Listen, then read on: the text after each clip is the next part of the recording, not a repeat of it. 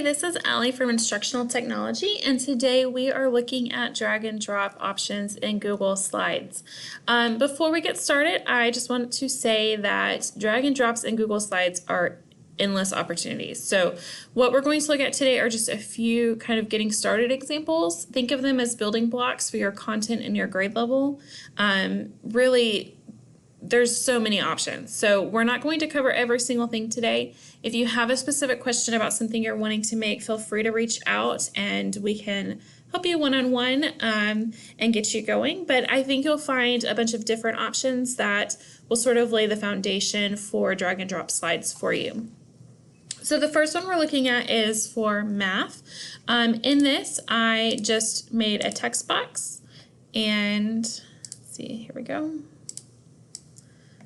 Okay, put in the symbol, made it the right size that I wanted, and then I made the background color specific to whatever color I wanted it to be. From here, once you get that formatting, I like to hit Control D as many times as you need it, okay? And then if you highlight those, you can come up here to the Arrange option. Choose Align. I like to just choose left because it's at the top of that, and then top. It's going to put all those in a nice little stack. So now when kids come over and they choose this and drag it to where they need it to be, there's still ones behind it for them to choose from. Eventually they will run out. You don't want to put too many in there because it'll make your slide load a little slower, but it looks like there's just a never-ending stack for them. So this is a really great option, nice and easy, and it's a good place to get started. Another option that I've recently worked with, we're creating arrays, and so the students could write their answer here. And then down at the bottom, I did Insert Image.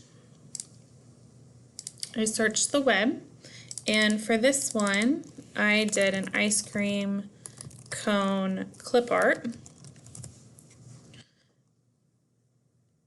Okay, found the picture I wanted, inserted that, and then did that same thing where I just duplicated and made a stack, arranged them, and they're there. So now the kids can drag and make their array out of the ice cream cones. Okay, nice and simple, but it's fun for the students.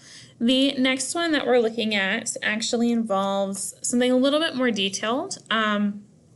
When I taught ELA, we did plot points with every single story all the time. It was a never-ending cycle. Whether it was 6th grade or 11th grade, we did plot points. And so this is just a template that I like to use and keep, and then I could use this for other activities and build things in. So I started working with this one on Wonder, and I really felt like for this activity specifically, I needed a little bit more room for the students to work in. So I'm going to actually pop over to this set of slides, and you'll see that the dimensions are different, and so it gives a little bit more room around the activity, just so that we can kind of spread out a little bit more. How I did that is come to File and then go down to Page Setup. You'll see that it's defaulted to widescreen. I'm going to choose Custom instead, and then this dimension is 30 by 11. I use custom dimensions constantly. I like to do 11 by 8. That way, if I need to print it and have a paper copy, it matches exactly what someone is doing online on their computer, and the formatting doesn't get all weird and wonky. So this is a custom one. I'd highly recommend it. Keep in mind that you want your slides to be horizontal. If you do vertical 8.5 by 11, it gets really hard to read because our screens are more horizontal than they are vertical. So for this one, after I made this, I basically just snipped a picture of this slide, and I like to use the Nimbus extension. There's a lot of different things you can do with that. But the reason that I'm snipping the slide and making a picture of it is then when my kids come over here, or your kids, I guess I don't have kids anymore, they can't actually change any of the text. So I like to use that, and then sometimes depending on the format of the picture and the slide itself, I'll also upload this as a background. I can't do that right now because it would be very stretched and it wouldn't really work.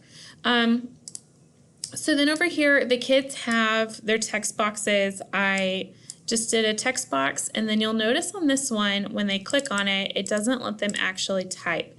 How I did that versus this one right here is I inserted a shape. So I'm just going to draw a box on top of my text box. Once it gets gray, I'm going to change the color and the line to be transparent. Okay, and then Peter's a little slow today. All right, and then I'm going to highlight both of those, right click and group those. So now on the student side, it looks like it's just one unit that can't actually be edited. The other option is to once again snip a picture of that, and then you can actually upload that picture. And it does tend to be a little smaller, so you'll have to kind of make it big again.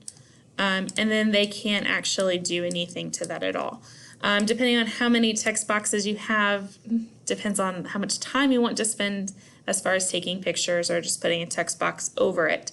The next one that I want to just sort of show you is for our littles who are learning to read and working on those different building blocks of words. So I've done the same thing. I made a text box and then I duplicate it, made a stack, and so now the kids can come over here and start building their words. So I'm going to have them drag out an S, and then we're going to make the word sing, and then they can just start creating their words and working with them in that capacity as well.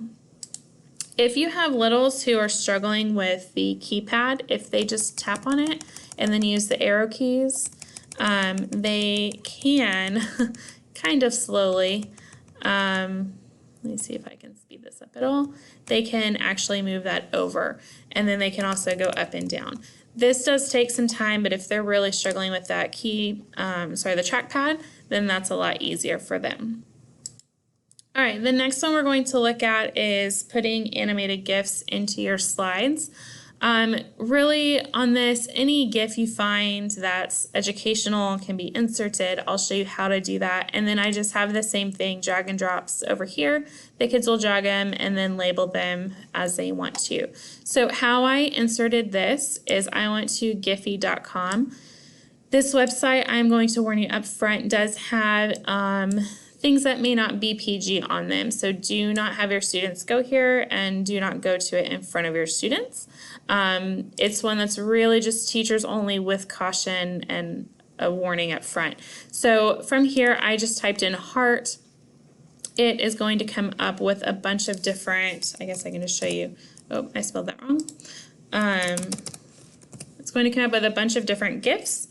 And as you can see, most of these are fine. Some words are going to pull things that are a little bit more questionable. So from here, click on that. Once it loads, right click and then save image as. Okay, you can see I've already done this a few times. And then from here, you just upload that picture and it will come up and start working. Okay, and so then you can just build in your drag and drops around that. So a few different options. Really think of these things as building blocks for your content area and your grade level. There are so many different options, and if you have an idea in mind but you're not sure how to actually make it come together, feel free to reach out to either myself or your campus ITS, and we would love to help you with that. So if you have any questions, let us know.